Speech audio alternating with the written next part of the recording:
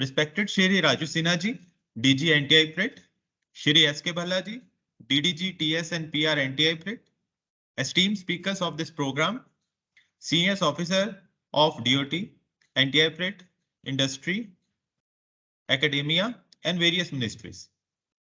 Very good morning to all. I'll welcome you to today's webinar on protecting IT infrastructure and incident management. In today's webinar, we will be having 4 sessions from our esteemed expert faculties. First session will be on national perspective on protection of IT infrastructure by Shri G. Narendra Nath ji, JS NSCS. Second session will be on best practices for protection of IT infrastructure by Shri Manish Temborkar ji from KPMG. Third session will be on the incident management in government sector by Shri Hariharan M from NIC-CERT. And last and fourth session will be on incident management in telecom sector by Shri PK Singh ji, DDG SNA and CISO, Department of Telecommunication. Now I request Shri S.K. Bhalla ji, DDG TS and PR, who have always encouraged and guided us to do webinars on such topics which are related to current scenarios, to give their welcome address. Over to you, sir. Yeah, thank you, Vishal. Respected Shri Raju Sinha ji, DG NTI-PRIT, expert speakers for this webinar, participants from various units of DOT, other ministries and departments, industry, academia, team NTI-PRIT, ladies and gentlemen. On behalf of NTI-PRIT, I extend a very warm good morning and welcome all of you to this webinar on protecting IT infrastructure and incident management.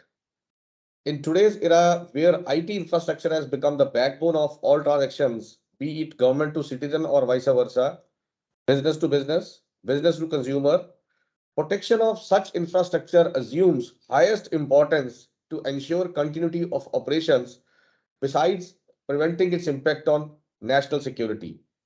Under the visionary leadership of DG NTI-PRIT, Shri Raju Sinha ji, NTI-PRIT keeps striving to conduct webinars on topics of national importance at regular intervals. I heartily welcome DG NTI-PRIT, Shri Raju Sinha ji, in this webinar. I also welcome expert speakers Shri G. Narendra Nath ji, Joint Secretary, National Security Council Secretariat, Shri PK Singh, DDG Security Assurance DOT, who is also the Chief Information Security Officer for DOT, Shri Manish Temborkar, Associate Partner KPMG, and Shri Hariharan from NIC-CERT, who kindly agreed to spare their precious time to share their thoughts and rich experience with the esteemed audience. I also welcome all the participants and team NTI-PRIT in this webinar. With this, I would like to request DG NTI-PRIT Shri Raju Sinha ji to deliver the inaugural address and also declare this webinar open for deliberations.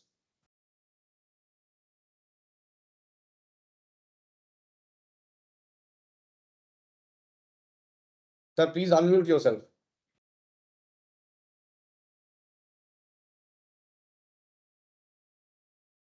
Am I audible now? Yes, sir. Thank you, Bhalla ji. Good morning to all. First of all, I would like to welcome all the participants and learned speaker in the session. NTI-PRIT is, as Bhalla ji said, regularly coming up with webinars on various contemporary topics like 5G use cases, cybersecurity, IoT, blockchain, quantum computing, green telecom, and many more. In the series of webinars, today we have assembled here on protecting IT infrastructure and incident management. I find a perfect combination of speakers which will make this webinar very effective. I also congratulate DDG, TS and PR, Sri Bhalla ji, his directors and team of NTI-PRIT for arranging webinar on such important topic. Dear friends, as we know, today our world is reliant on interconnectedness and easy access of information. Due to the all-surrounding nature of internet, businesses and industry globally execute their day-to-day operation and information exchanges online. Advanced IT infrastructure are further facilitating this trend by automating processes and supporting business decisions with relevant on-demand data. I mean, overall data governance is now the central activity in day-to-day life as well as business life. At the workplace, there is a growing trend of employees to use their personal devices such as smartphones, tablet, laptop for the work. This trend, commonly known as bring your own device, BYOD, that makes it easier for employees to connect to the enterprise network anywhere, anytime. This inevitably increases the number of connected devices on the network. But with the growing complexity of the enterprise IT infrastructure, the increasing number of connected devices to the network, together with the relative ease of access to data, raises important question about the security of data and the IT infrastructure as well. As usual, attackers are constantly exploring new methods to access sensitive data or cause harm to IT infrastructure in other ways. Therefore, organizations have to focus on security to protect themselves against disappropriately high impact network threats. On second part of the webinar, incident management will also be deliberated, which is another important aspect for an organization. An IT incident may disrupt business continuity to an organization that affects everything from a single user to the entire business. Incident management process restores services with the agreed SLAs. The scope starts with an end user reporting an issue and ends with a service desk team member resolving that issue. So we find that in the whole process, incident starts with the logging of the ticket, categorization of the incidents to major or minor, prioritization, assignment, task creation, its management, SLA management, and escalating the complaints and the issue, incident resolution, and finally its closure. This management process has to take place. But interestingly, we find that incident normally has a life cycle. In our experience, it looks like the threat which comes to IT infrastructure has a life cycle. Therefore, if a proper record is built up of future incidences, then these incidences can be tackled. Absence of management process. One hand, if we tackle well, then the resolution takes place correctively. But if this process is not followed, it may lead to a higher risk of business outage, particularly with the major incidences. It can be stretched resolution times. It may take longer, as we see around ourselves in life.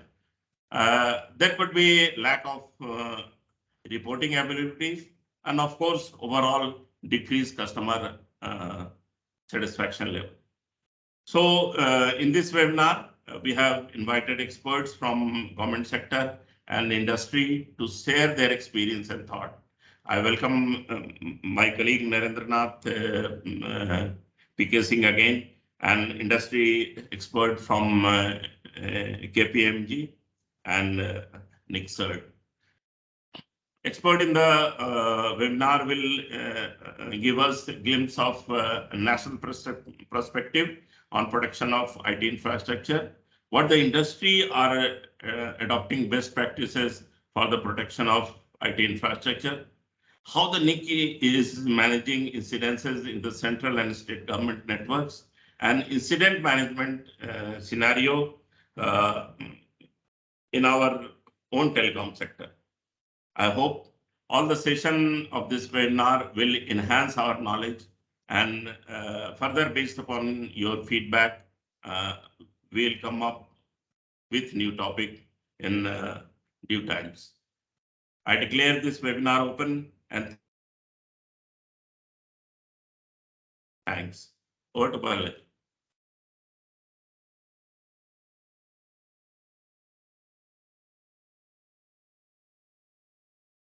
Thank you very much, sir, for giving a glimpse of what we all can expect from this webinar.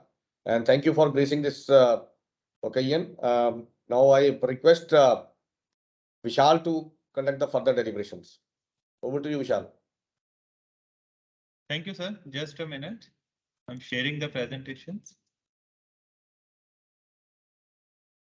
I think Vishal, actually, sir Narendra sir link is disconnected. Just he's trying to connect. So okay, sir. just wait for a few minutes. Okay, sir. No issues.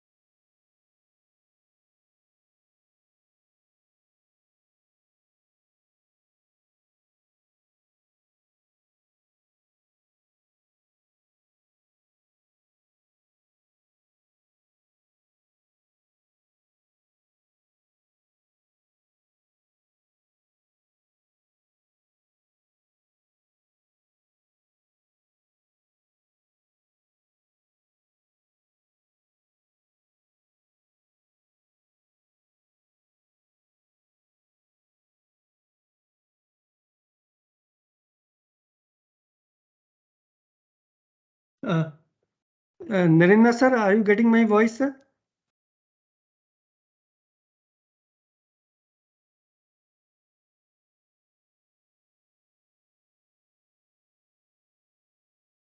Sir is visible in chat, but could not hear. Okay, just I am talking to you.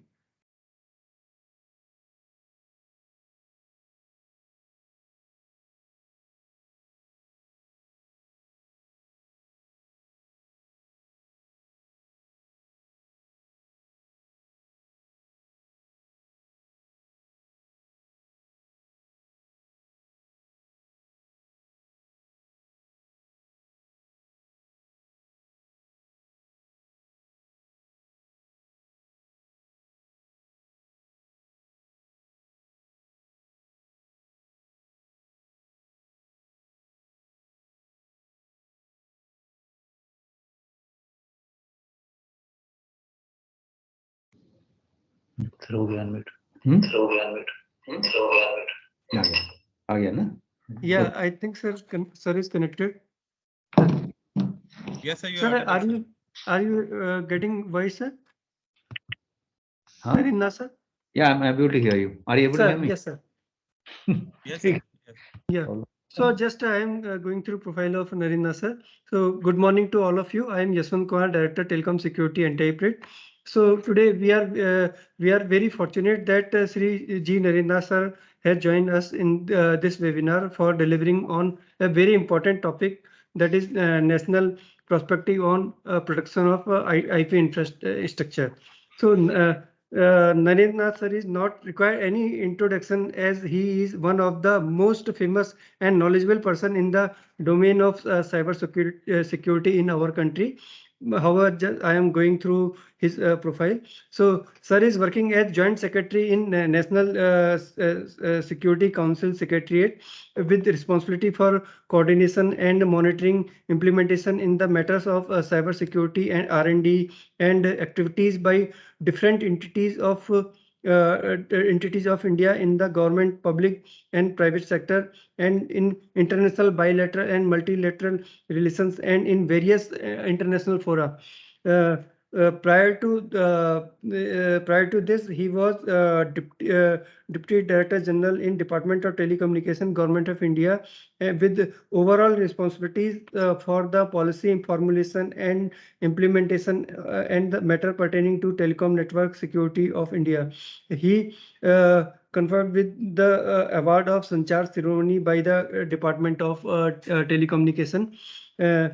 He has over 30 year plus experience in the area of network security and law enforcement assistance, network planning, installation, operation and maintenance, training, marketing of services, and business development. He holds a master degree in technology from Indian Institute of Technology, Delhi, with specialization in VLSI design. With this, now I welcome to Narendra sir, and over to you, sir. Thank you, Mr. Yashwant. And thank you, Mr. Sinhaji and Balaji, for inviting me for this session. I assume that the participants are all from DOT, or we have. Sir, participant from many organizations and even from colleges also, sir. Okay. Yes. Okay. Okay. So you have got a range of participants. Yes, a range of participants, sir. Okay. Thank you. So thank you very much. And then, so I've got, I think, 20 minutes that you have allocated for me, isn't it? Sir. Yeah. Yes. So, the talk I've been asked to give is some sort of a, opening for the experts to come in after me and talk about incident management and other aspects of security in the cyberspace. So from the national perspective, I think when you look at the national security aspect of it, one of the first things that people nowadays talk about is that when you have the land, air, and sea is the normal traditional domains that people talk about. And now cyber and space are two other domains that have been currently people are referring to. Cyber is referred to as the fourth dimension. And one thing about, and that is a domain that we find is having an impact on national security. And one of the major reasons, cyber has become so important is that the critical infrastructure that we have is riding on this. And traditionally also, when we talk of critical infrastructure like nuclear installations or airports or any other, we have special measures that are taken for protecting that infrastructure from any sabotage or any other adversarial activities, so that that infrastructure is available on a continuous basis and to the level of quality of service that is required. So that is what we talk about. Now, when we talk in now, the issue that has come about is that cyber has penetrated all the critical infrastructure that is there. So when you talk, and it was earlier, when we had people talking in terms of protecting it in the physical domain of the critical infrastructure, or also talking in terms of getting protecting it from the air also. But now with cyber penetrating all, both in terms of how the operations are conducted within those respective sectors, you find that cross-cutting horizontally, it is available everywhere. And when we talk on protecting critical infrastructure, we also extend the dimension to talk in terms of protecting critical information infrastructure. So that is where the focus is there, that we have to protect the critical information infrastructure to ensure the continuous availability of these services that these critical infrastructure provides to us. And so that is one dimension we talk about, how to protect the critical information infrastructure. But when you talk of the cyberspace, there are, as I said, that it affects every section of the society. It affects every section of the human activity and economy. So there are multiple dimensions, and there's also how you protect also varies depending on that. So we talk of citizens. Now citizens are all using digital services, and then we also come across multiple, through the newspapers, and all of us also have been all of us, or at least those near to us, have been affected to a certain extent through cybercrime, in the sense that because we're using digital transactions for digital transactions, we have had places where money has gone out of our accounts, or we have been defrauded on the digital platforms.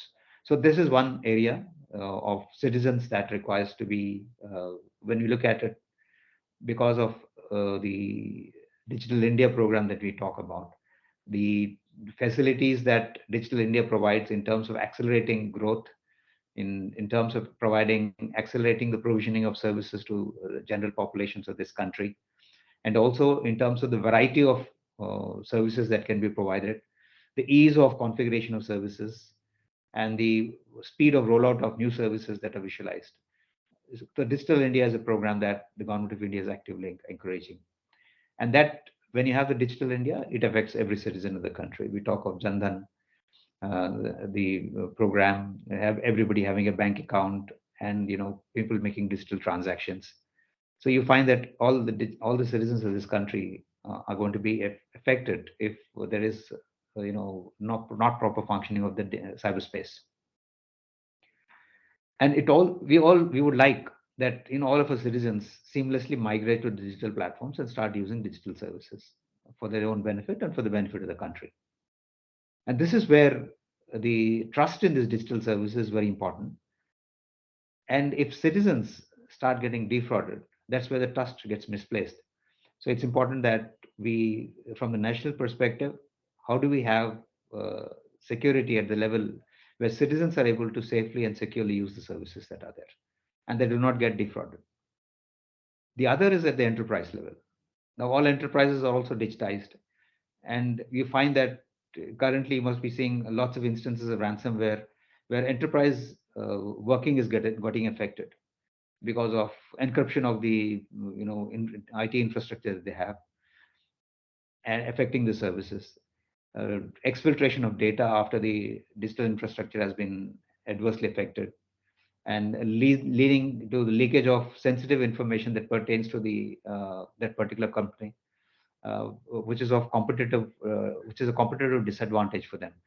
So this is another area. So enterprise level security and the digital space is another where we would like that we have measures taken to see that it is ensured. Then at the national level, which I've already touched, at the critical infrastructure level is another dimension that we have to talk about. So when we look at from national perspective, it's required that we attack this issue of having a safe and secure cyberspace in all these dimensions if we want to really have a digital India really take off. So here at the citizen level, we have aspects of cyber hygiene that people have to have proper practices of cyber hygiene. These are people who not necessarily have in-depth knowledge of the the systems that they use, about how those systems are designed, how the systems are architected, and how the systems are deployed and operated. But they would be using all those systems, and these people might not necessarily have the deep technical skills that are required for designing of the systems, but still they would like to have that. They would require to have information about the cyber hygiene, how they have to maintain it, and that is also applicable to sections of the enterprise. Employees of the enterprise also use the services that the enterprise provides, and for them. So that the cyber hygiene is one that is across the citizens, general citizens who are using the services, and also certain sections of the population who are manning enterprise infrastructure, and using the enterprise infrastructure for providing whatever goods and services that the enterprise does provide. That is one level. The other is, we should have a deep understanding of the digital infrastructure. We talk of secure by design, that how do you design digital systems securely so that they cannot be easily compromised. So that the skill sets that are required for secure by design is another aspect that has to be addressed, because currently, though on multiple platforms people keep talking about secure by design, but on ground we don't observe a large scale implementation of the secure by design principles happening. So that is one area that requires to be focused on, and we are trying to see that how do we do that. And that becomes a very big focus area because of the current migration that's happening towards having open systems, especially for people who are from the telecom background, and where we have seen that consolidation has happened in the telecom networks with very few vendors. A couple of vendors were there supplying telecom equipment. There's a talk of having vendor diversification in the area, and for that it's required that we have open systems where different pieces of the network architecture can come from different vendors, and they could all be assembled together and provide the service instead of having one vendor providing all the pieces of the equipment. We have different parts of that, and there's a progress that's happening. When that is happening, the secure by design is a very important concept, because now we have multiple entities actually providing pieces of that equipment, and each of them, when earlier, now currently with consolidated equipment suppliers, there is a certain sense of assurance that because these companies are big companies, have robust practices in place, robust security processes in place inside that, so they would come up with secure designs. I'm not sure if it is true, but at least that assurance is there because of the robust practices that they are. But when we have multiple entities coming with pieces of the equipment, we do not know if all of them have those robust principles and practices in place in those organizations. How do you ensure that is another challenge that is there, that is to be done. It means that you'll have to have some standards about design principles, standards regarding how do you verify and for the assurance. So these are some aspects that are required to be addressed, and that is something not only at the national level, but at the level of the Quad, of which India is an active participant, and at the international standards body also, this is something that's being looked into. Then it's also talking about secure configuration and secure operations, and that's here. It is where that we have deep technical skills that are required. And then we come to this concept of if you have the right person, the right places, most of the things that are taken care of. And this is where the capacity building part and manning of people of all these installations with the right persons is important. We have had some breaches. You would have been aware of the breach that's happened in the Oil Institute of Medical Sciences, which was right there in the newspapers, and Oil India that's happened. And then multiple breaches that have happened, and some of the breaches that we go and have a look, we find that there is, though digital platforms have been deployed for quite some time now, this understanding that you have to secure them, and for securing you have to have the people in place is not there. And this is something that we mentioned in other platforms also, that for example you would find for the physical security they have robust practices in place. They will have a chief security officer, and then they would have a control room, CCTV cameras deployed across, uniformed guards standing, both armed and unarmed guards at all entrances, and access control, physical access control that's happening. But the same level of manning of the digital infrastructure that is across the organization is not there. See, if you go and ask these organizations, can you just tell me who is the person responsible for the security of the infrastructure? You would find that there might be somebody, and I'm saying using the word might be because in many places there wouldn't be. There might be somebody who's been designated as a chief information security officer, but that person necessarily doesn't have the domain knowledge. He would be one, maybe if it's a hospital, a doctor who's asked to look after the charge, or if it's a horticulture institute, horticulturists look after the charge, but not necessarily have the visibility or the understanding of what exactly is required to be done. So one of the important things that that to be done is for all of these organizations to have appropriate manning for security, and that is a challenge. We don't have currently, of course, a requirement of what a CISO should have in terms of educational qualifications and experience. Many of the private sector enterprises, which are in mature sectors like the banking and financial, have good setups in place, but some of the other organizations don't. Now, the Rashtriya Raksha University in Gujarat is come up with a program called the Bharat CISO program. Now, that is it's to be launched. But once that gets launched, I think that's a good initiative for people to be trained to be CISOs of all the organizations. And having a CISO is a very important one, the most important component of the first step, and as a matter of the first step in ensuring that you have security. And having the security as a board level dialogue also, like in the board level, people talk of various aspects about the business that they do therein, but security is another, because cybersecurity is one, the security infrastructure is one. Once that's disrupted, it makes the business unviable, and business continuity is also affected. So I think cybersecurity is one important aspect that should be talked of at the board level, and the person who mans the cybersecurity should be asked to give a presentation about what exactly is happening and what they are doing to ensure the security of that the operations that they have. So this is another area, the capacity building part, which is important. There's a project that's been given to National Critical Information Infrastructure Protection Center for coming up with a certification scheme for both for personnel and also for training organizations. And along with the QCI, they are working on that. The other aspect of security, which is important, is one of the things about cybersecurity products is they've got privileged access to all the systems.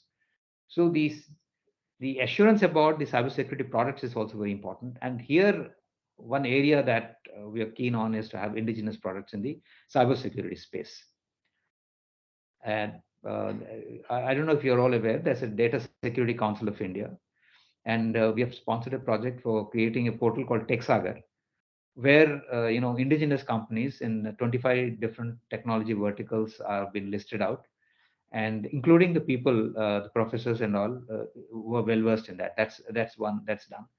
And from our office here, we're also sponsoring R&D projects, trying to identify the gaps in the cybersecurity landscape or the canvas that is there, and trying to plug those through getting R&D work done and development of both systems, procedures, and processes, and also products in that area. But having said all of this, and these are all proactive measures that are there. One is, as I said, R&D, capacity building, then all of these cyber hygiene measures. All of these are proactive measures. In addition to that, of course, and audits, say cybersecurity audits, that's important. So, and in addition to that, of course, the reactive measures regarding incident management. And many a time you find that when an incident happens, the organizations are not clueless about what's to be done. We have CERT India, which is there, and I think we have sessions in about how the incident management is done. But coming back to the proactive measures and the capacity building part of it, one of the things we observed is there's a lot of advisories that are released by the CERT. And then we find that though the advisories go to the enterprises, the capacity is not there, the enterprises, to absorb that advisory and take the necessary steps in terms of configuring their security systems to take care of the malware, information about the malware that's been passed on to them. So these are all certain aspects that we find at the national level that are exercising our our concerns. And there is some action. We have multiple agencies in the country which are taking actions and all of that. And from our office also, we are trying to coordinate the activities that take place. So with these words, I think I've taken a little more of my time. Thank you very much.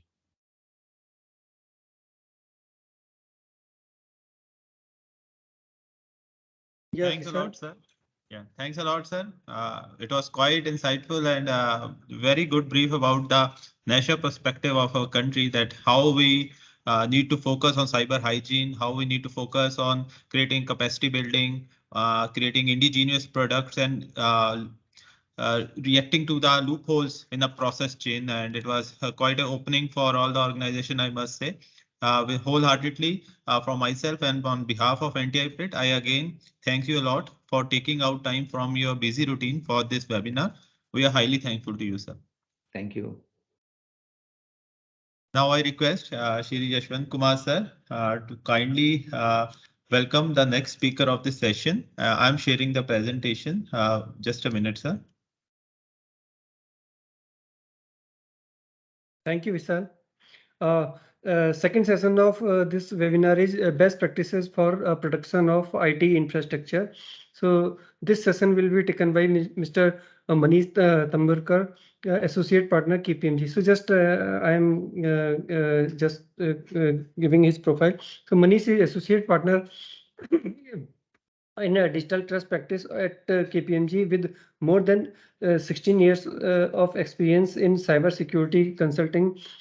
He holds a postgraduate degree MBA from MDI Gurgaon, BTech in computer science and other technical certifications like CISA, CCNA, CEH. He lead cyber incident response service for KPMG in India and focus on building capabilities, skill set, tools, and solution for advanced cyber defense and cyber breach lens.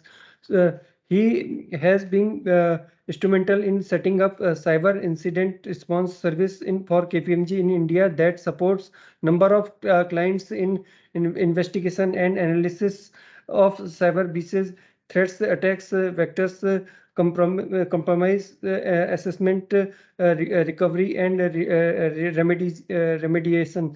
Manish has worked with clients across the ENR, BFSI, manufacturing, and large-scale technology-led organization to help manage their critical cyber incidents, providing strategic guidance, impact assessment, ensuring secure recovery of business operations, and detailed root cause analysis.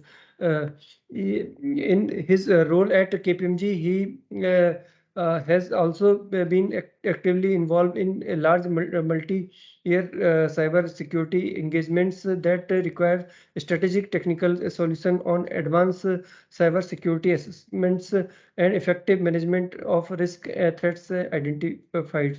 His other area of focus includes building threat intelligence framework, cyber reliance, establish best practices to operationalize the cyber crisis plan, IR automation, and creating unified framework for global incident response and crisis management.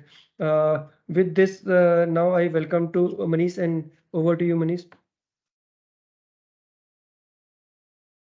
Thank you, sir. Thank you very much. Hope I am audible. Yeah, please. Thank you, Yashwant sir. Are you sharing any PPT? Yes, I will be sharing a PPT as well. Just a minute. Okay, please.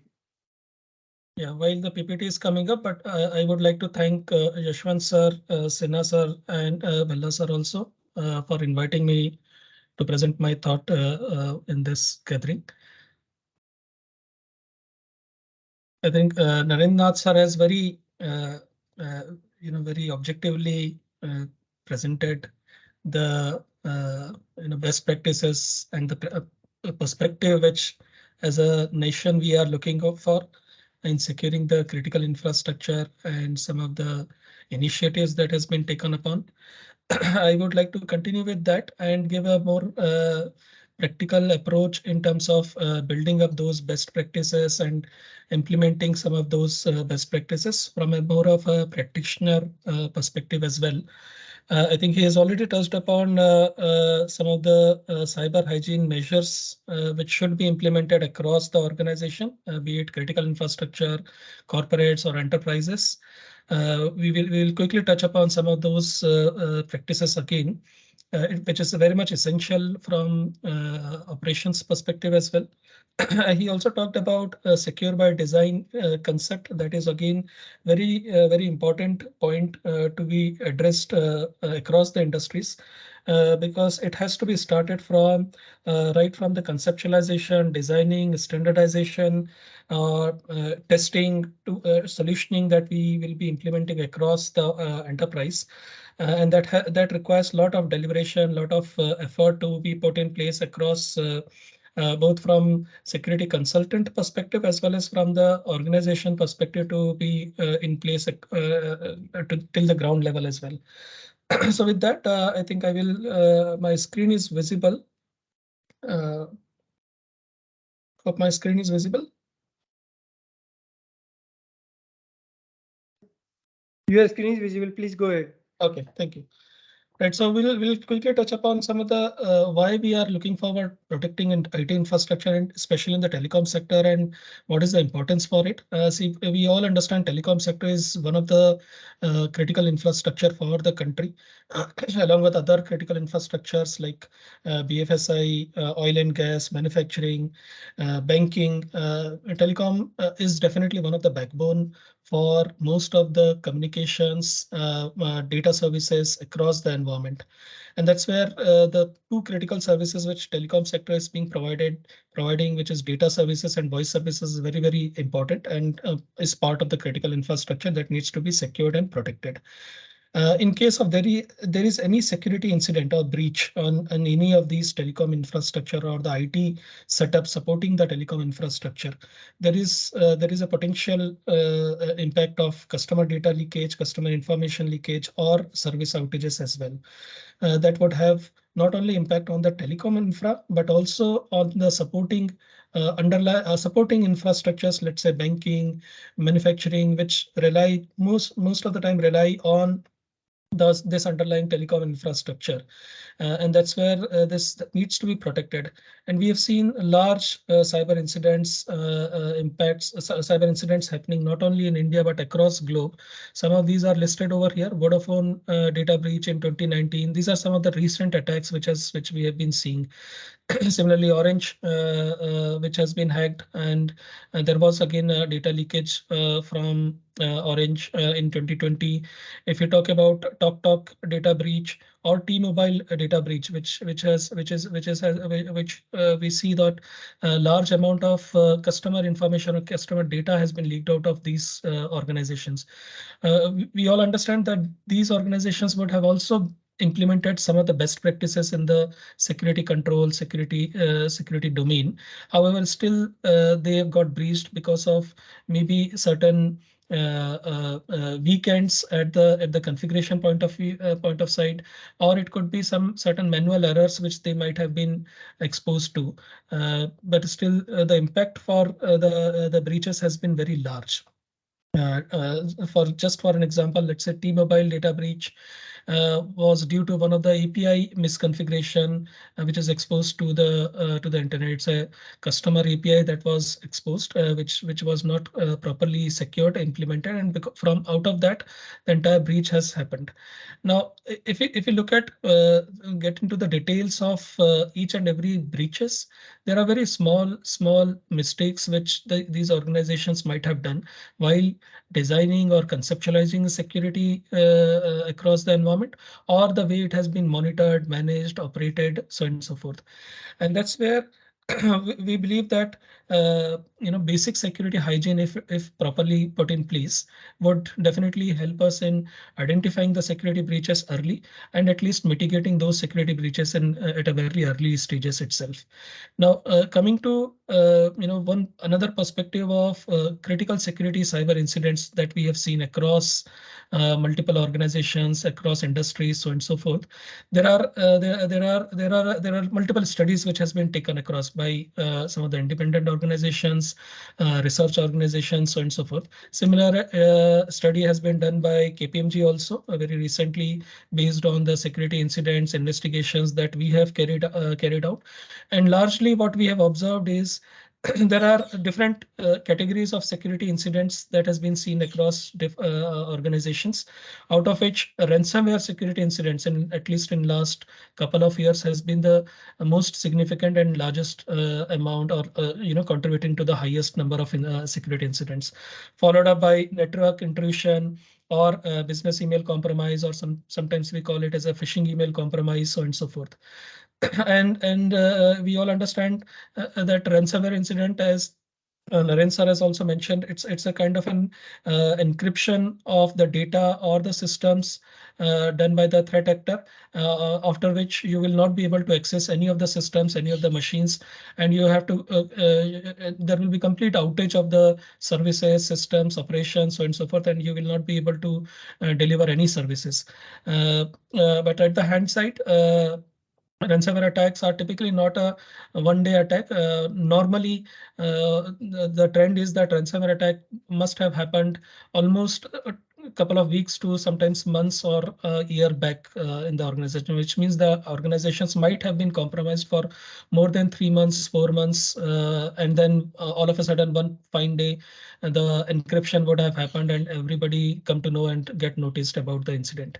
So those type of cases are very much visible and very much available in the industry, and we need to acknowledge that we will get prone to some of these incidents, some of these attacks, and there are methods to secure, protect ourselves or our organization from such incidents as well. Now, if we get into a little bit more details about why these incidents has happened and what are the root cause or what are the initial attack vectors which has led to these incidents. So some of these are kind of listed over here. Many of the incidents that we see in the left side of it is because of the critical services which are exposed over the internet. So just to give an example, let's say if we have a remote desktop services exposed on the internet or a FTP services exposed on the internet, which is not secured properly, which has not been updated properly, which has not been reviewed on a regular basis. Those are mostly the common reasons for cyber incident or cyber attacks to start with. During the COVID period itself, we have seen a lot of organizations have started providing remote operations, remote access to the IT infrastructure just to support the employees, support the customers or their business partners, third parties to work on the IT infrastructure. Now, some of these services, while on an ad hoc basis, they started implementing it, but they could not secure it on timely basis, which has led to the increased number of security incidents, recently, so and so forth. Along with that, software vulnerabilities, compromised credentials, these are the primary causes or reasons of why these security incidents has been increasing and which type of security incidents has been increasing upon. And if we address some of these initial attack vectors or the entry point through which the threat actor has been entering into the environment, we will be able to at least mitigate 99% of our cyber attacks, cyber incidents within the organization where we are operating, and we will be more secure and we will be more confident to meet the security requirements from management perspective, from regulator perspective, from third-party perspective, so on and so forth. And keeping a view of these initial attack vectors, what I have done is we have put down some of the basic security hygienes or practices which the organization should make sure that it get implemented such that these incidents does not occur to our organizations. Now, all of these best practices has been categorized into three areas: technology, process, and people areas. We'll quickly touch upon each of these controls or the areas. So if we talk about the technology environment, I think one of the basic security hygiene which everybody should be aware of and should get implemented is ensuring that we have updated latest security patches on our operating systems and applications. That is very much essential to do because a lot of these vulnerabilities, a lot of these exposures or the compromises happens because of the unpatched operating systems or unpatched applications itself. Similarly, having a right antivirus, anti-malware or endpoint detection response tools across the end user machines or on the servers is also very important. There are a lot of evolutions which has happened, especially on this area. Earlier, antivirus or anti-malwares used to be a signature-based product, which typically which typically works on the updated signatures and then see if there is any signature mapping with a new threat on the system. It will get a trigger, it will get provide an alert, or it will block it. But nowadays there are technologies which are available which not only look at only the signature but also the way or the behavior of the application or the systems or the processes, and then provide you an alert or ask you to do a certain action or at least quarantine the suspicious processes running on the endpoints or end user machines.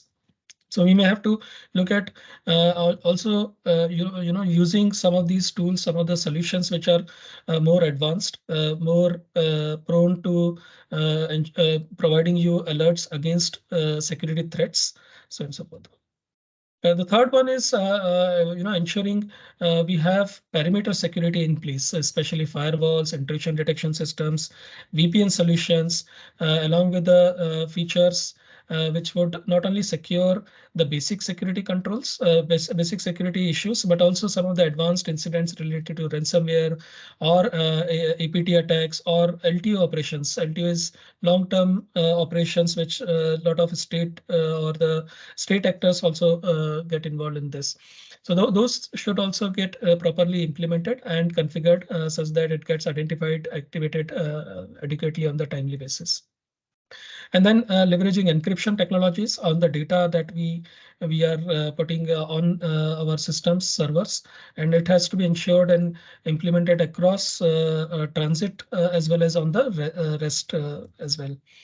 And the last but most important point in technology is to make sure that we put right password policy, password configuration, and also if possible, put a multi-factor authentication wherever possible. It could be on your email infrastructure. It could be on the way systems are getting accessed internally, externally, especially if you are using single sign-on to access multiple applications, multiple systems, then the multi-factor authentication should also be enabled and in place such that even if your password get compromised, there should be another way to authenticate yourself or to your privileged users, administrators onto the systems. So those are some of the basic practices that should be ensured from the technology perspective.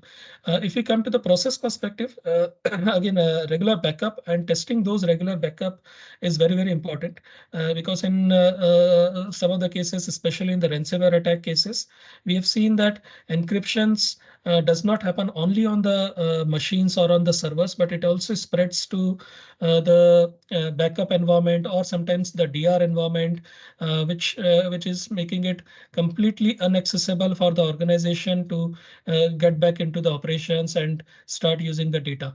And that's where there should be correct strategy to have the right backup solution in place, both online, offline backup, and also testing it regularly, periodically, such that in case of any security incident, we should be able to recover and restore the data, critical or sensitive data for the organization on a timely basis. The other practices, I think Naren sir has also touched upon, is ensuring right monitoring of the security alerts, security incidents, and a right incident response plan that should be in place. And there should be the incident response plan should also be talking about the action that needs to be taken in case of any critical security incidents, alerts, which gets identified during the monitoring procedures as well. Then regular audits, vulnerability assessment always help in determining, identifying the gaps in the security controls, security configurations that has been implemented across the organization. Another important procedures, which very briefly Naren sir has also talked about, is reviewing the access controls of the sensitive informations on the systems, on the servers, such that any suspicious activity on those servers get identified and adequate action can be taken upon.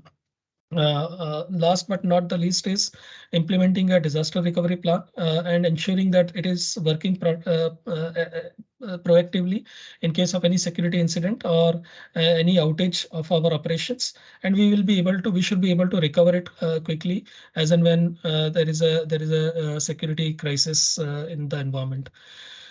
From people perspective, it is very important that they are our employees, people, even sometimes business partners or the third-party employees which are working in our environment are aware of our security policies, procedures, and they also conduct in a way which we would like our employees to work and comply with the policies, security policies as well.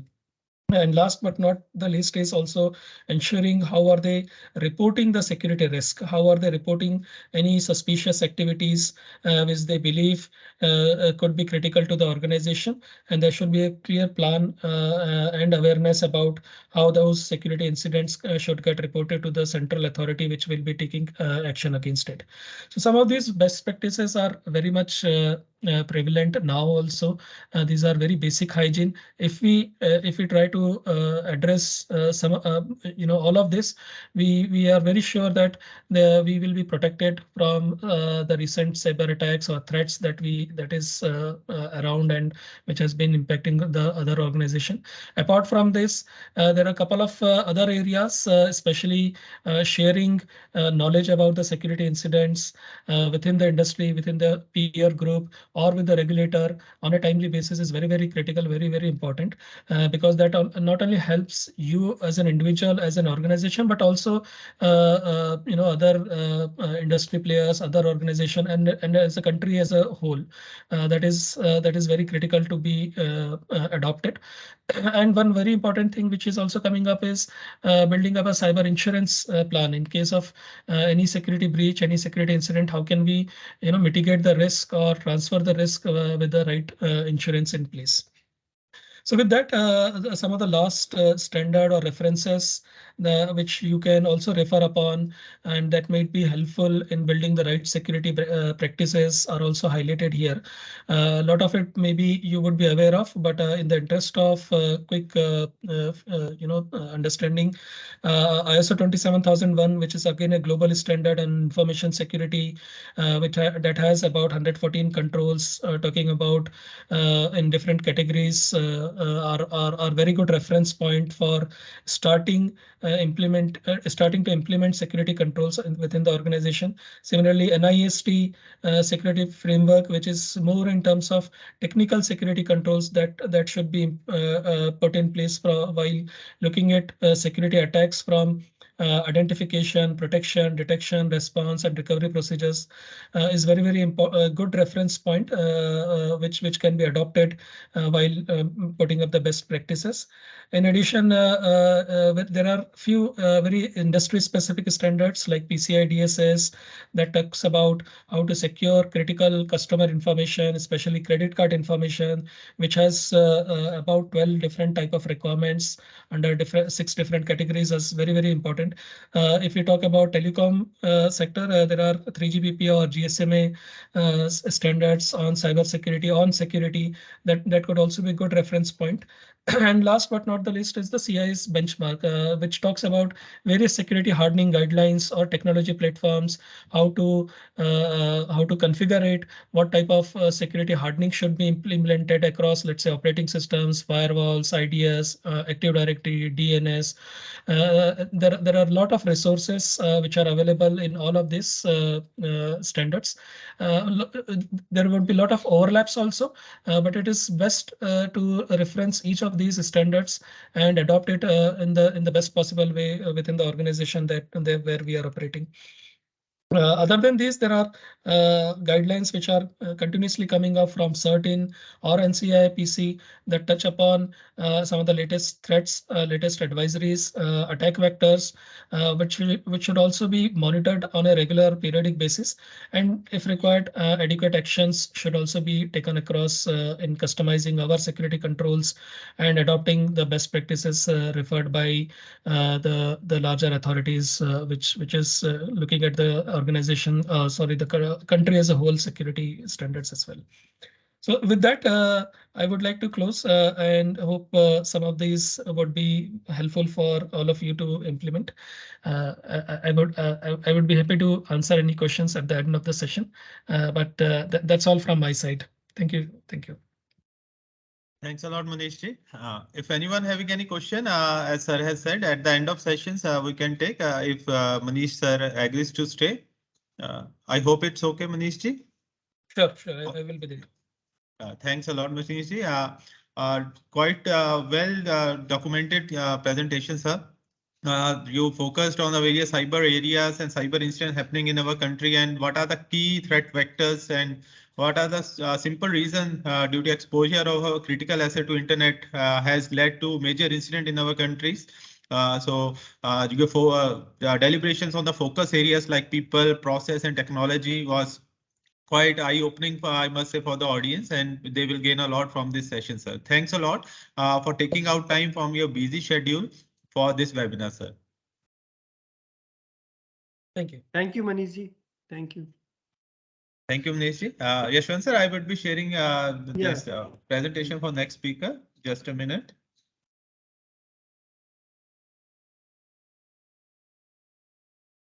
Yeah, thanks, Vishal. So topic for third session is incident management in government sector. This session will be taken by Mr. Hariharan from NIC-CERT. So just I will introduce to Hariharan. Hariharan is a cyber security professional with over 12 plus years of experience as a information security leader. Area of expertise including information security management, risk management, SOC management, APT, threats hunting, security breach investigation, ethical hacking, security analysis, and audit threat intelligence. So Hariharan has a number of degree from out of country also, and has number of certifications. So with this, just I welcome to Hariharan. Over to you, Hariharan. Yeah, thanks a lot, sir. Good afternoon, everyone. Just give me a second. I'll just share my PPT. Sir, is my PPT visible to everyone? Yes, it's visible. Yeah, thanks for the confirmation, sir. So good afternoon, everyone. I'm from NIC. I'm from a particular division in NIC, which is known as NIC-CERT. So it's similar to what CERT does for the country. CERT is a computer emergency response team for the whole nation, where they cater to incidents in both private and public sector, which includes government also.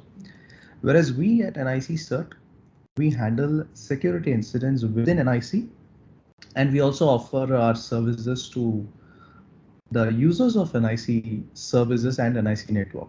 So which technically includes almost all central government ministries and state governments. So wherever our network is connected, if there is a security incident, so we do respond to those incidents. So in this session, I will be sharing with you one or two case studies of actual incidents which we handle at NIC-CERT, and then some best practices on what you should do if such an incident happens at your organization or your department. And then we'll discuss about some basic workflow or process flow on how a normal security incident is handled. So let me get into the presentation.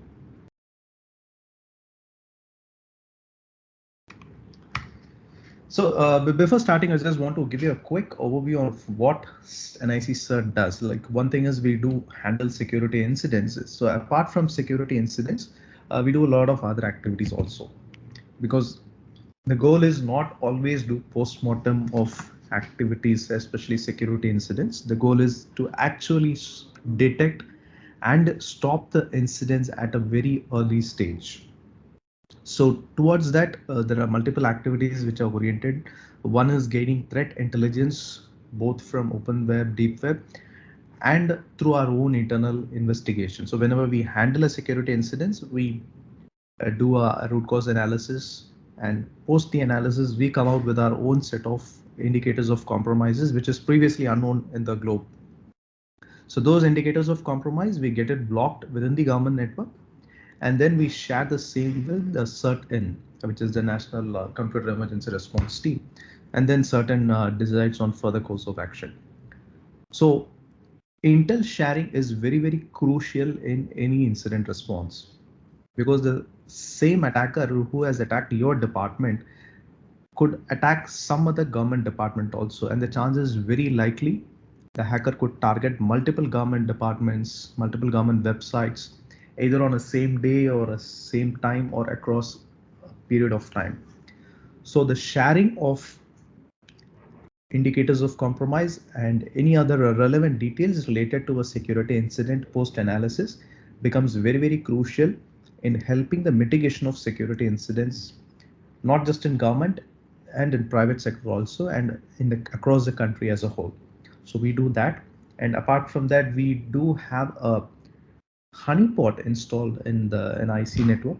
So what the honeypot it does is it just simply honey traps potential hackers.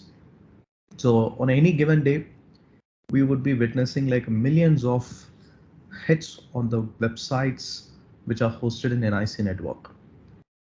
And many of these hits on the websites are not actual human beings sitting behind a computer. These are actually bots and scripts run by computers, run by search engines, just like you have a Google search or a Bing search. So they do have bots which crawl the internet, index the sites and the content. So that is one kind of browsing activity. The other kind of browsing activity that happens is the hackers. So who are interested in finding out what technology stack you run on the website, what platform you have hosted it on, what are the vulnerabilities that exist in your application, both from a technology stack perspective and also from the business logic perspective. So to do that, they do some reconnaissance attempt. They gather the details and then they try to exploit the website. So we will discuss this in more detail in the upcoming slides. So we run honeypot where we actually lure the hackers, let them attack certain dummy websites.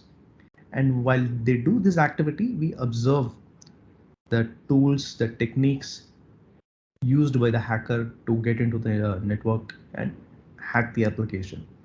And this gives us an edge in detecting a similar hacking activity on a live website or a production website. So that we do. And within the government network, we are also maintaining a sinkhole both at the DNS level and also at the IP level. So most of the government departments who are connected to NIC network, all of them by default use the DNS servers maintained by NIC by default. So whenever a security incident happens, or when we get any intel about a new malicious domain being exploited or leveraged by an attacker, so we block those domains in our DNS immediately. And similarly, the IPs, just like a DOT issues orders from time to time to ISPs for blocking certain IP addresses, either based on court order or due to some case.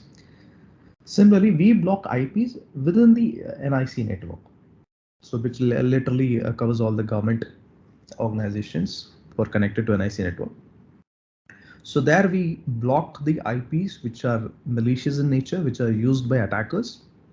And as and when any compromised or infected system tries to communicate with the blocked IPs and blocked domains, we come to know about it. And then we backtrack and find out who are those systems who are trying to communicate with these blocked malicious IPs. And then those systems would be investigated further for any possible compromise. So these are some brief overview of the activities which we do at NIC-CERT.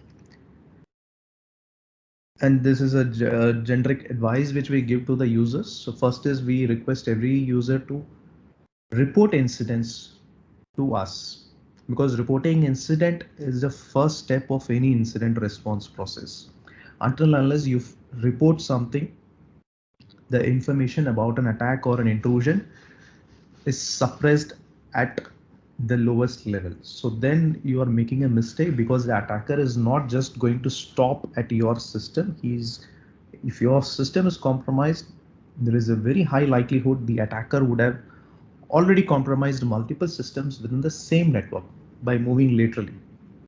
So that is why reporting any suspicious activity, anything abnormal you observe either on your system or on your network, reporting those things is very, very crucial, which helps us in investigating the anomaly.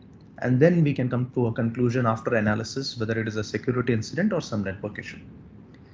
And then NIC-CERT comes out with advisories on various vulnerabilities, security best practices from time to time. All these are circulated both in our website, and it is circulated to all the deputy CISOs, and pretty soon we'll be starting circulating the advisories to CISOs also. And it is available in our website also, NIC-CERT.nic.in. So you can go there and check it out. And then the last is we request for cooperation from the users. And these are the very basic activities of any CERT, be it NIC-CERT or CERT-N or even a sectoral CERTs. So these are the basic activities which they do. Now let's get into the incident response process flow.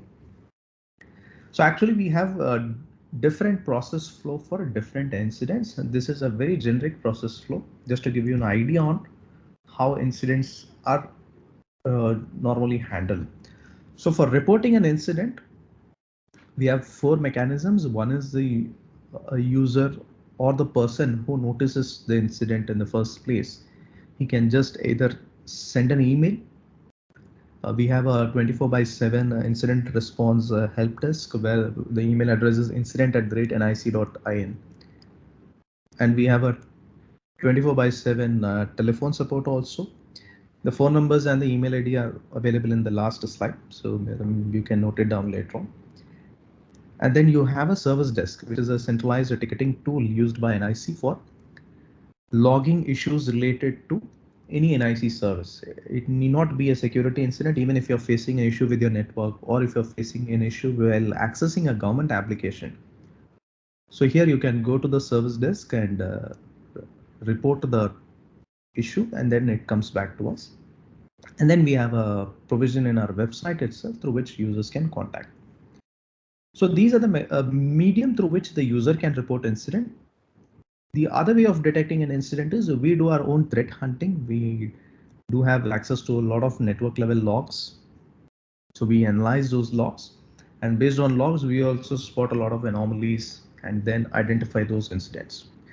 And once the incident is identified, then the preliminary analysis happens in our SOC, the Security Operations Center. So here during the preliminary analysis, if any other additional information is required, let's say, for example, an incident requires an intervention of a OEM, then we'll reach out to the respective OEM. If OEM's support or role is nowhere involved, then it's completely analyzed internally. Wherever required, we might contact the user. Let's say if it is a compromised system, then we may have to obtain the image of the system, or forensic image of the system, to analyze it offline and identify the type of compromise. And the forensic analysis we do only when the threat is an unknown threat. Let's say you have a virus infection in your system and the virus is a known virus. So almost all known viruses can be easily detected and mitigated by an antivirus. Even if you don't have an antivirus, the Windows Defender, which comes free with all Microsoft Windows installations, that is more than capable of detecting and quarantining all known viruses. So we don't waste our time on analyzing a virus which is already known. So we focus our efforts more on the unknown threats, the threats which are not yet known to the world. And the simple reason being is, since we are a government ecosystem, we are heavily targeted by many nation state actors. And most of these nation state actors, they use something called zero-day vulnerabilities. A zero-day vulnerability is a vulnerability which exists on some technology stack, and the details of the vulnerability is not yet known to the world. So these kind of vulnerabilities are just like a cyber nuke, to put it in a more definite term. And these cyber nukes can be leveraged by threat actors to penetrate deep into the sensitive systems, and they would like to maintain persistence and exfiltrate the data from the system. So this is the kind of complex attacks which are happening today, and these kind of attacks are very, very difficult to detect using the traditional antiviruses or the endpoint security systems. So that is what we are trying to do on a daily basis, day in, day out. So let's have a look at a typical incident response cycle, life cycle. So there are 4 stages which are involved, which is a preparation, detection, analysis, containment, and then post-incident activities. We'll take an example of a particular website. Let's assume a hacker is trying to attack a website.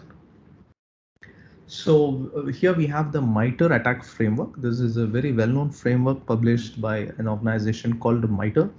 It is a not for-profit body established by the US government. So the MITRE is an organization which comes out with a lot of best practices related to the security. They also maintain the National Vulnerability Database. So where a vulnerability that exists on any technology stack gets recorded, a unique number is also assigned, a CVE number, if you have come across. So in this case, let's assume an attack on a website. So typically how a hacker attacks a website. So to give you a better perspective, let's assume a thief who is trying to intrude into a home, and his objective is to break into a locker inside the home, take away the valuables. So a thief, before breaking into a home, the first and foremost thing which he would do is he would need to identify the target home.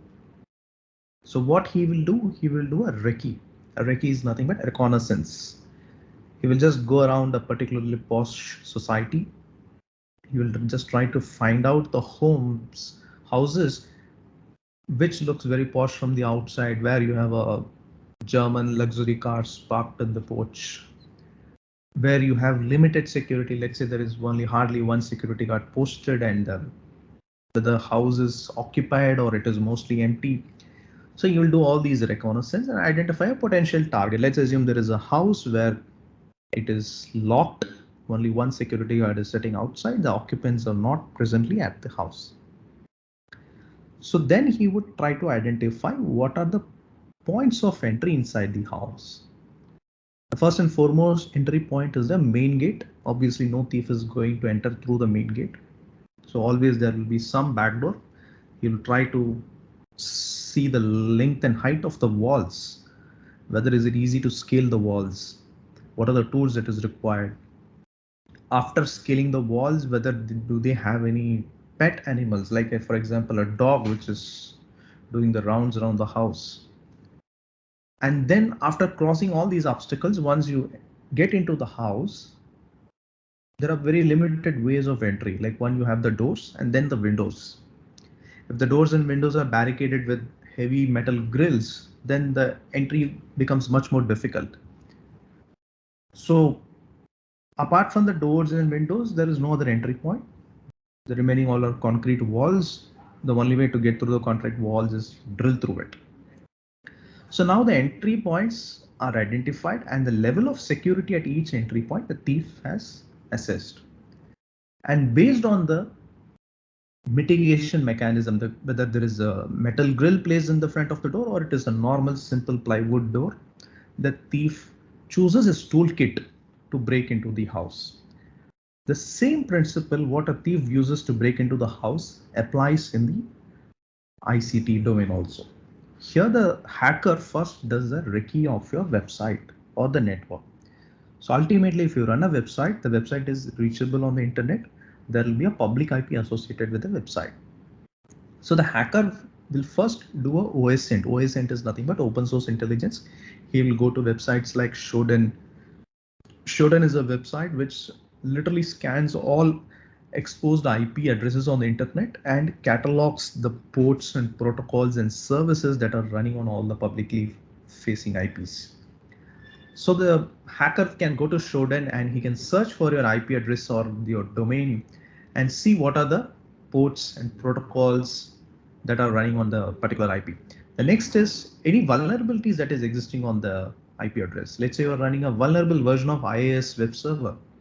That also gets recorded in Shodan. And even if you don't have access to Shodan, you can even run a simple Nmap scan. Nmap is a very freely available tool. You can run a scan and identify all the open ports. And once you identify the open ports, the services running on the website, and you know the technology stack version, like IIS version 7 is running on the web server. The next thing you would do is find the existing vulnerabilities in the technology stack. Again, you have another freely available website, which is exploit-db. So in this website contains exploit code for almost all openly available vulnerabilities. So here all you have to do is just go there and download the exploit code for the IIS 7 and then use another open source tool, which is Metasploit. It is a well-known hacker attack framework. You just load the exploit code downloaded from exploit.db onto Metasploit and target the web server. Within a matter of seconds, you would get access to the web server. The web server would be compromised. And to do this, you need not have any coding skill set. Or even let's assume a school kid also can do this. All you have to do is a little bit Google search and find out these vulnerabilities and the command to launch these vulnerabilities. All is available in the open source. And this is the case today, like weapon, the nukes, digital nukes, which we are referring to, the exploits, the zero-day vulnerabilities. These are easily accessible to any kid who is having access to the internet. So that is why as we go ahead with more and more technological advances, as we get into 5G, we get into IoT, the threats are going to increase and the attacks also going to increase. So accordingly, the mechanisms, the mitigation mechanisms, the perimeter level security, infra security, and the detection mechanism for incident handling needs to be strengthened. These are some of the tools which you can use. Some of them are proprietary, some of them are open source. You can refer to this later on. I'll just share with you one case study of an actual incident which we handled is related to a phishing attack. So this is a mail which was circulating during the COVID pandemic, during the first wave of COVID pandemic. So, and this was specifically targeted at selected government officials who are working on handling the COVID crisis. So here you can see the hacker has written a beautiful mail. He is asking the recipients to download something, an agenda from the following link. And the link, if you see, it is a bit suspicious because it is a shortened URL. Always keep in mind when we do send a government communication, shortened URL is very seldom used, especially within the government for exchanging a minutes of meeting or exchanging something else. Shortened URL is only used when you send something in the public domain. Like for example, you are hosting a conference, you want the participants to receive the link for the conference, and yes, you can use it. So here, once you click on the shortened URL, the shortened URL is actually masking the original URL which hides behind it. So once you click on it, it takes you to a Google Drive. It asks you to download a file. The zip file gets downloaded. Once you extract the zip file, you will find another zip file. It is an archive file, a self-extracting archive, and a password for that archive in a text file. Here you can see the password file. If you open the password text, take out the password and open the first archive, it extracts two files, 2019 and 2020. Normally what happens when we extract something, we think only the files are getting extracted. But in this case, since it is a self-extracting archive, the files are not just extracted, but it is also executed. And keep in mind, both of these files are malware trojans. The first one is a rat and the second one is a file which makes certain configuration changes on your system. The first thing it does is it creates an entry for it on the startup item so that every time you boot your system, the file gets executed automatically. The second thing it does is it creates a exception for itself in your antivirus configuration and your Windows Defender configuration so that neither your antivirus or your Windows Defender will block the activities of these files. And the next file is a RAT, which is a short term for remote access Trojan. It's nothing but a backdoor which gives a full access of your system to the hacker. Fortunately, what we have done is we have already blocked the parent domain used as a C2, that is a command and control domain in this case.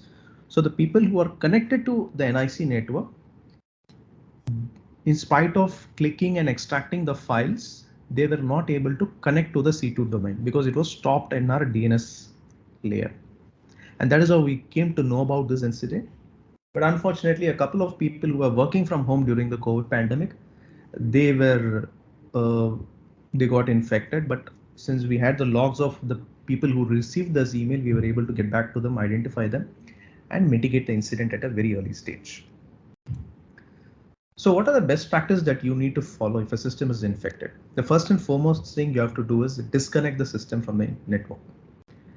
And don't power off the system, because while you power off the system, there are many crucial evidences which reside on the RAM of the system. RAM is the random access memory, that is the memory of the system, which is very volatile. Once you switch off the system, all the data in the RAM is completely wiped off. So when the malware is executing, there are a lot of traces that is still present in the RAM. So when an incident is detected on a system, please don't power it off. Just simply disconnect it from the network. And also check other systems in the same network for any signs of similar infection. And the next thing you have to do is please change all credentials you used on the compromised system. All your banking passwords, all your email passwords, social networking, any username password you used on the infected system, that password needs to be changed immediately, but use a different system to do these password changing activity. And then you need to review the network logs and finally report it to CISO, then security team. And in case of a phishing incident, please you can drop a mail to us, this ID incident@nic.in, and don't open any attachments or click on the phishing link sent on the email. And the third point is very, very important, because in many phishing incidents, what we have observed is before reporting the incident, either to us or CERT in, people have a tendency to directly upload the phishing mail or the attachment into sites like VirusTotal. So the intention of the people might be to check whether the file is genuine or malicious. That is fine, but unintentionally you are doing a lot more harm than good, because once you upload anything into VirusTotal, that comes into the public domain. And since government is being heavily targeted by nation state actors, and the moment you upload the sample from a new phishing attack, the hacker, the nation state attacker, will be immediately alerted that his campaign has been discovered. And then within a matter of minutes, he would completely disband all his C2 activities and he will change the complete tactics and switch to a new C2. And detecting this will take some more time and we'll be wasting precious time in all these activities. And whenever you upload something, your IP address is also recorded by VirusTotal, so keep that in mind. So then the whole world will come to know that Indian government is being targeted by this attack. So my request is please don't do these kind of activities. And these are some best practices about email you can refer, but one key point which you need to keep in mind is when you send data over an email, any document you are sharing, please use password protection.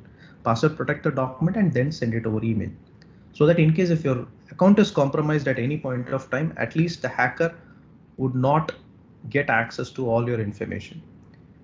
And always keep in mind, secret and confidential data should never be shared or sent across email service. These are general infographics which you can check it later on. The one key point about this infographic is use a non-admin account to carry out your day-to-day activities. Because if you use a non-administrator account, most of the malwares, even in spite of infecting your system, they would not be able to execute successfully because they need an administrator account to make changes inside your system. For example, the phishing incident which I talked about earlier, you had two files, one is 2019 and 2020, both are malwares. If you are using non-administrator account and opening those files, then those files would not be infecting your system because for the simple reason you don't have admin privilege. So admin privilege, if you use for carrying out your day-to-day activity, it is a very, very serious. You are more prone to attacks. So please don't use administrator account for doing your day-to-day activities. Create a non-administrator account on a system, use it. If and when you want to change any configuration changes in your system, then you can use administrator. And this is a final slide. It just lists out some best practices for the cyber hygiene within government. So I'll share the slide post to the presentation. You can look at this. That's it from my side. Thank you for providing me this opportunity. And if in case of any queries or something, we can take it up after the end of the session. Thanks a lot. Thanks a lot, Hariharanji. It was quite a good session by you. The basic hygienes to be taken care while handling the government emails and the incident response life cycle that we explained was quite eye-opener for most of the participants in this webinar. Because in day-to-day life also we face these things like phishing mail coming on our government IDs and unknowingly people touching on the links. So may lead to some basic compromising in the system. So it was quite a good session and I request you to kindly stay with us till the end of last session for any question and answers. Thanks a lot for your quite deliberate and eloquent session, sir. Now I request Shri Yashwant Kumar sir to kindly introduce the next speaker. I am sharing the presentation, sir. Just a minute.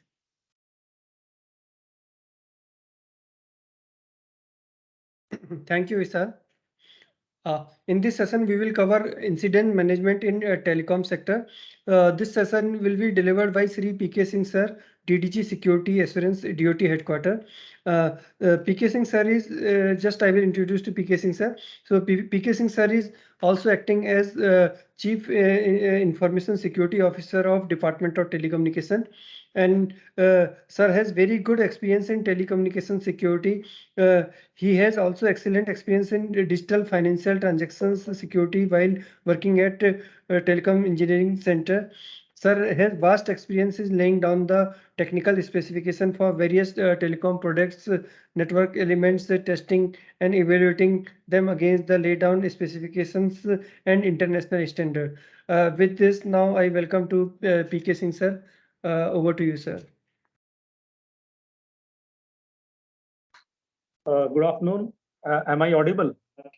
Kudos to NTI for arranging this session on incident handling and incident management.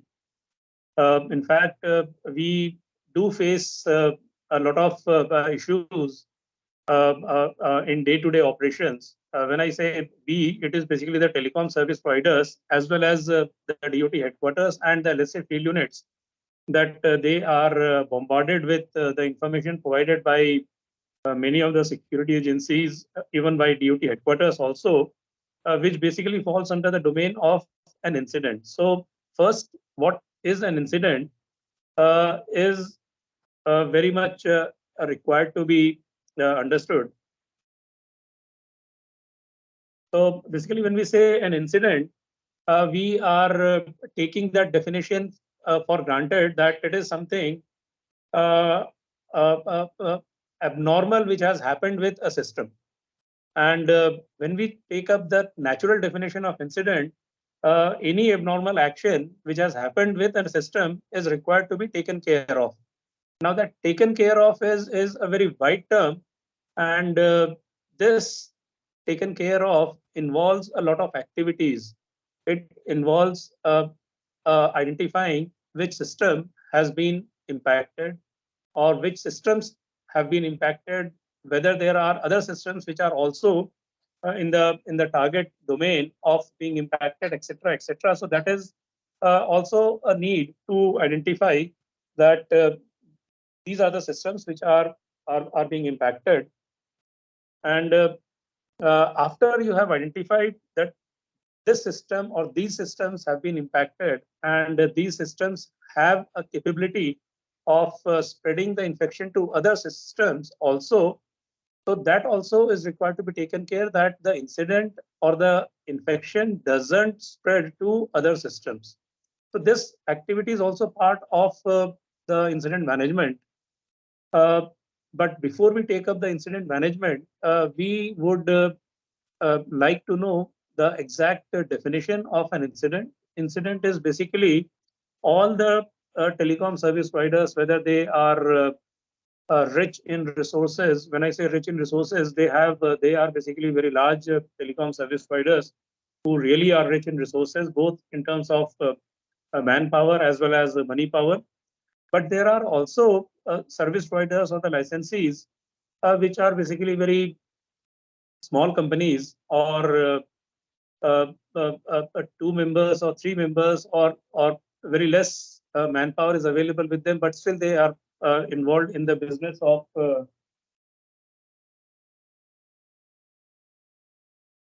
They are involved in the business of providing services to the customers.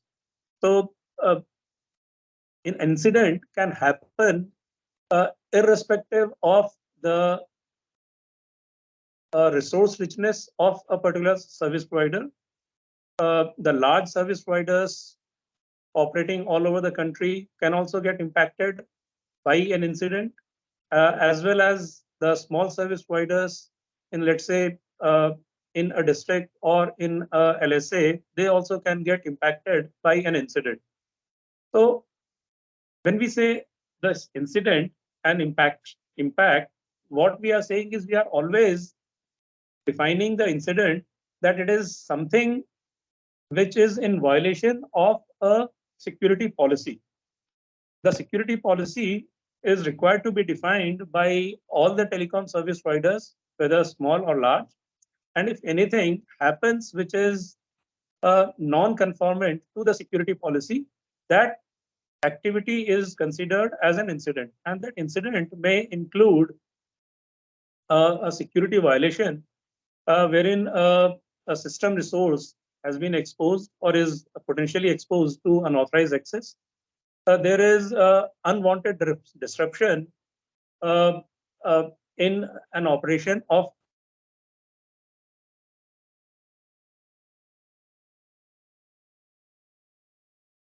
which may compromise some aspect of a computer or a network system. There is unauthorized use of a system for the. Please continue, sir. So thank you. So basically, once incident has manifested itself physically, you basically require someone to handle that incident, because incident will normally lead to a deterioration in service or a complete breakdown in service.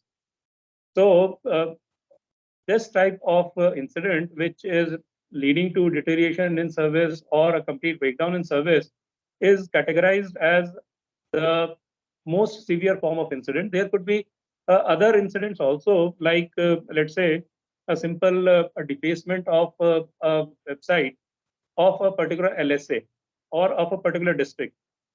It basically doesn't impact the services being offered to the customers. So these type of incidents are low category or let's say only a deferred type of incidents. But if an incident is leading to a deterioration in service or a complete breakdown in service, then it is required to be managed and handled immediately. So basically, the incident response is handled by a team of experts. Now, this team of experts is basically known by the name of NIC-CERT, which stands for Computer Security Incident Response Team. And this NIC-CERT is responsible for handling any incident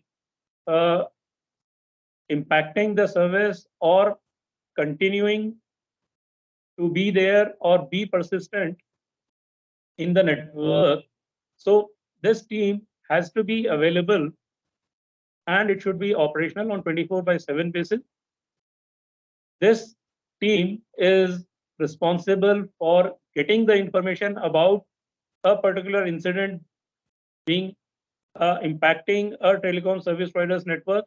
So basically, each telecom service provider is supposed to have this team. And when a telecom service provider is having that team, so they basically call it by a different name. They may call it by a different name. They may say that they have a telecom security operations center, or they may have a CSIRT, or they may have incident response team, etc., etc. But some team has to be there to handle these incidents. Now, DOT also recognized the need to have a computer security incident response team for the telecom sector, and they basically came up with a framework of that Telecom NIC-CERT. And as per this Telecom NIC-CERT framework, the Telecom NIC-CERT framework defines the NIC-CERT to be a two-tier structure. The first tier would be at the headquarter level, and the second tier would be at the individual LSA level. Now, why at individual LSA level? We all know that our licenses and our licensees, they are basically operating either all over the country or in few LSAs or in one LSA, and it is quite possible that our licensee may be operating in few districts itself. So in order to have a reach of the CERT, we decided to have its presence in all the LSAs as well as at the headquarter. Now, headquarter would be the point where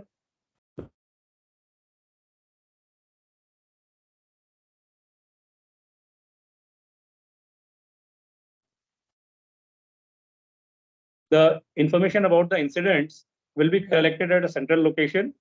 They would be categorized, and after categorization, the identification of the licensee and the impacted area, it would be handed over to the concerned LSA to have the most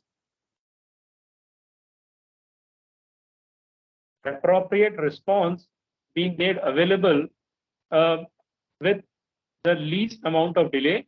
Hence, the CERT is to be available at all the LSAs and at the headquarter also. Now, once the incident has been classified, it has been identified that it impacts certain systems, it impacts this particular telecom service provider, etc. The incident handling team will take over, and it is quite possible that the telecom service provider itself may have the team available with them, and they may start handling the incident on their own.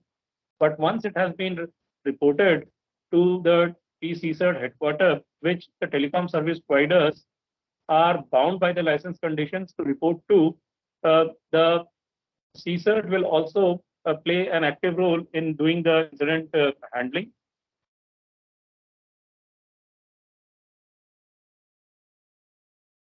So the telecom CERT, it has been formulated as an organization comprising of teams at the DGT headquarter level, at all LSAs level, and at the DOT headquarter level also. Now, the incidents would be reported either through the Telecom Security Operations Center being operated by DOT, or it could be reported by certain NCIIPC, NSCS, etc. Many agencies are providing information about the various type of incidents. Those incidents, luckily, are not severe category incidents. These incidents, which have been reported till now by many of these agencies, are pertaining to the telecom service providers, individual LSAs, web pages getting defaced, or the machine used by a particular officer getting impacted, etc., etc. There are not much incidents reported wherein the telecom service providers' key telecom service provisioning network elements have been impacted, and the service providers are bound by the license conditions to report any incident to DOT HQ, as well as they are bound to report the incidents to the certain also within a period of 6 hours. So that is as far as the reporting is concerned. And the Telecom CERT also coordinates with the certain NCIIPC and other organizations also for the appropriate incident management. The CERT is also responsible for providing the incident response support.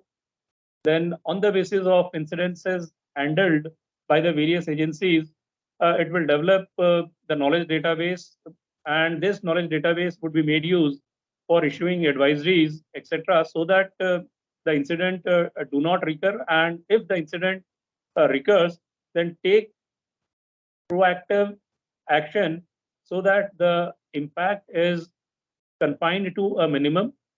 Then learn the lessons, provide the feedback, etc., all those things would be taken care by the Telecom CERT, and it would be supported by various organizations like as has been indicated that a trained manpower is an essence of the Telecom CERT. So we are in the process of defining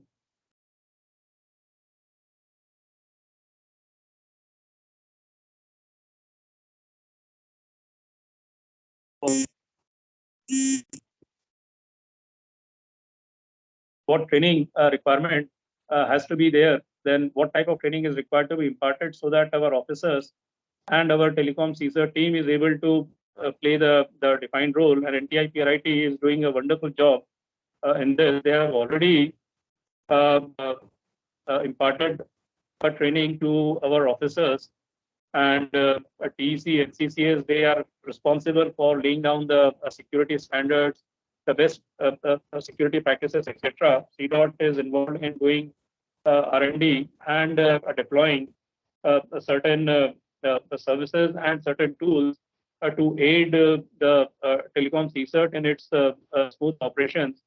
TSOC provides valuable information and proactive information about the likely incident to happen. So all of these are basically required to have operational Telecom CERT, and the Telecom CERT is this is just a flowchart how incident is going to be handled. The incident would be reported to the Telecom CERT. Now the Telecom CERT will generate a unique ticket and will also do a triage and identify whether the incident is related to telecom or is it related to some other part of the telecom service providers network or part of the government setup. And if it is, it will basically scan through its database whether such incident was reported earlier. And if it was reported earlier, what was the learning, what was the root cause, etc., etc. All those things would be determined. And after collecting all this information, after doing a triage of the incidents, the appropriate response would be started. And if the telecom service provider CERT team requires assistance from the CERT, the same would be extended. If they are capable of themselves, then they would be allowed to handle it. But the service would not be allowed to be impacted and deteriorated for an indefinite period. Hence, the CERT will play a role, and all those small service providers who doesn't have a CERT, etc., there the responsibility of doing the incident management will be entirely lying with the Telecom CERT, and it is here that the appropriate training is to be imparted to them. When we had said that the Telecom CERT is a two-tier structure, incidentally, we have constituted this infrastructure, institutional infrastructure. Now, at all the LSAs, there would be ISOs who would be responsible for doing a lot of things, and he is also responsible for leading the team of the Telecom CERT at the LSA level, and they would be providing the support and assistance and doing incident handling at the LSA level for all the licensees.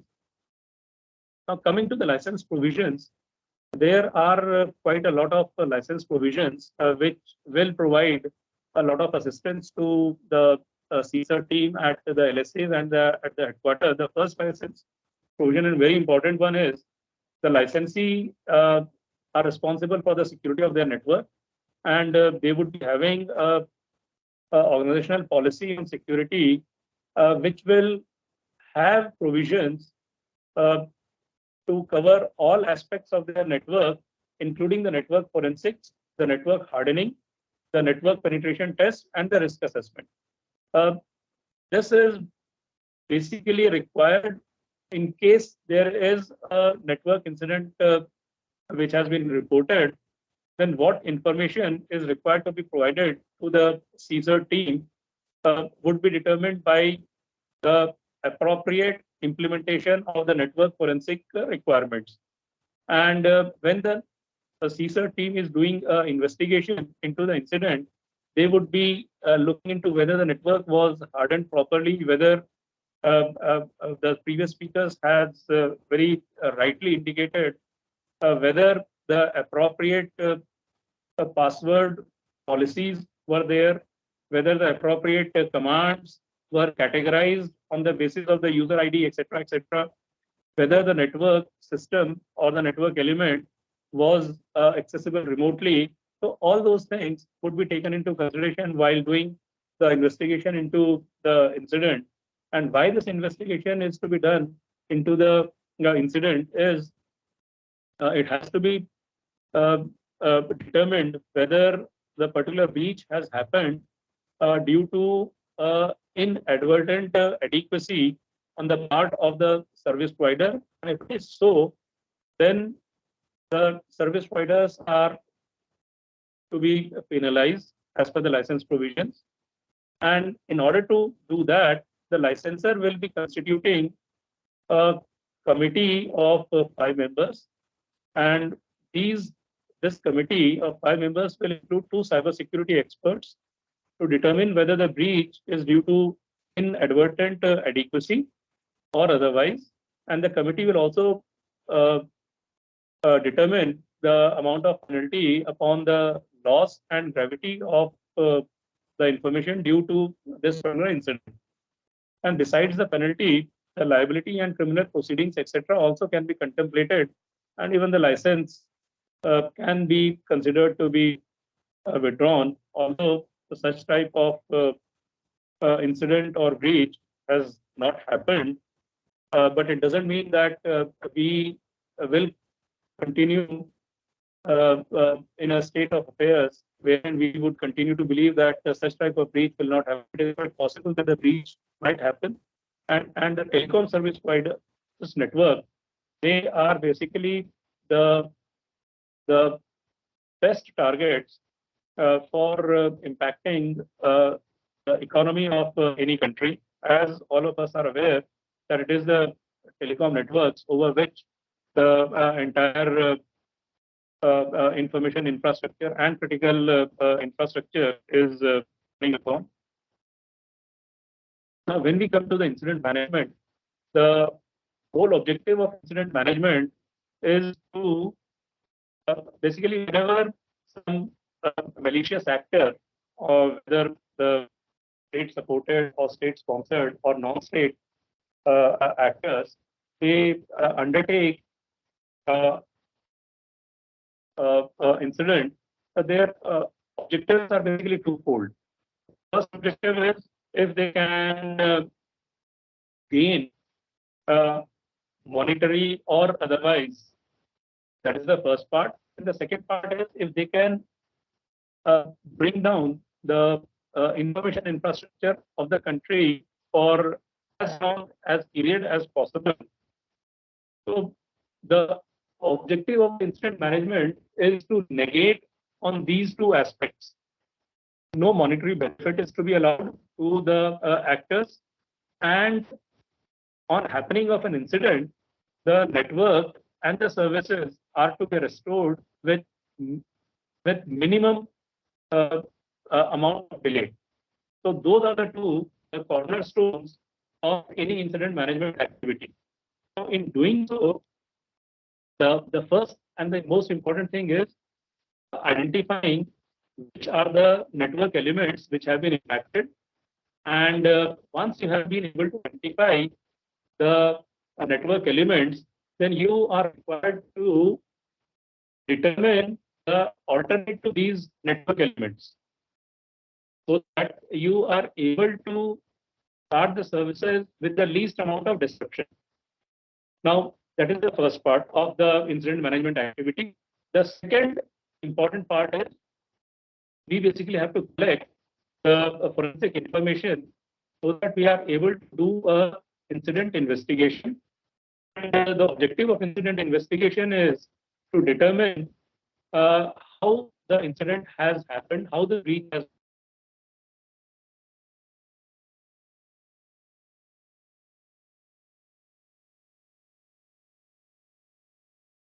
if the breach has happened from certain known locations, then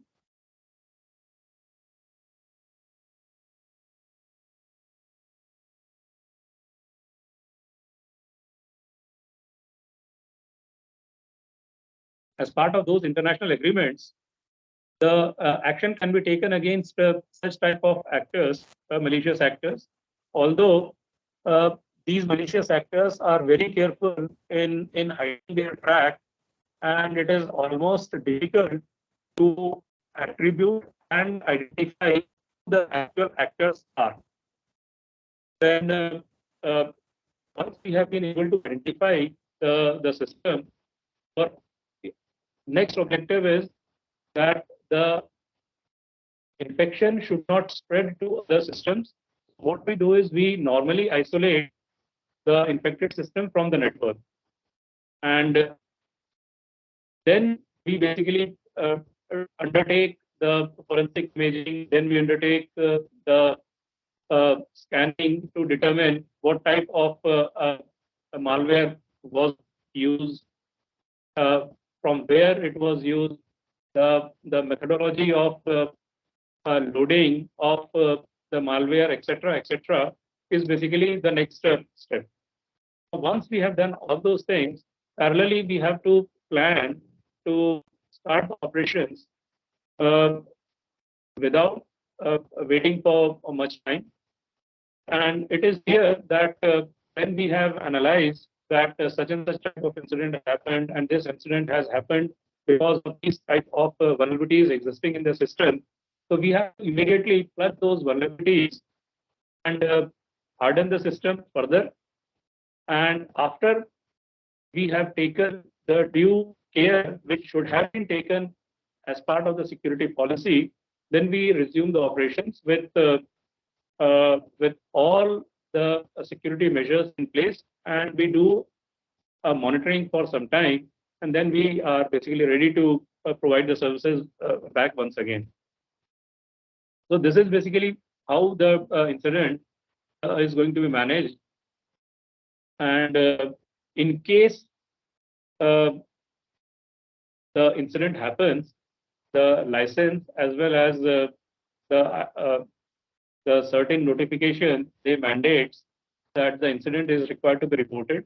The incident can be reported by the telecom service providers to the Telecom CERT, or it can be reported to the certain also. And if it is reported TCERT, then TCERT in turn will provide the reporting to the certain, which is the umbrella agency for handling of these incidents. And the reporting can be done either via email or by phone or fax. And the format and the information which is required to be provided while reporting an incident is available and is required to be made use of, so that the TCERT, if it is required to provide assistance to handle the incident, they are with the correct information, they are able to provide the appropriate management information, so that the telecom service providers or the TCERT team is able to restore the services with least amount of disruption. That is all from my side. I'll be happy to take any questions if there are. Thank you.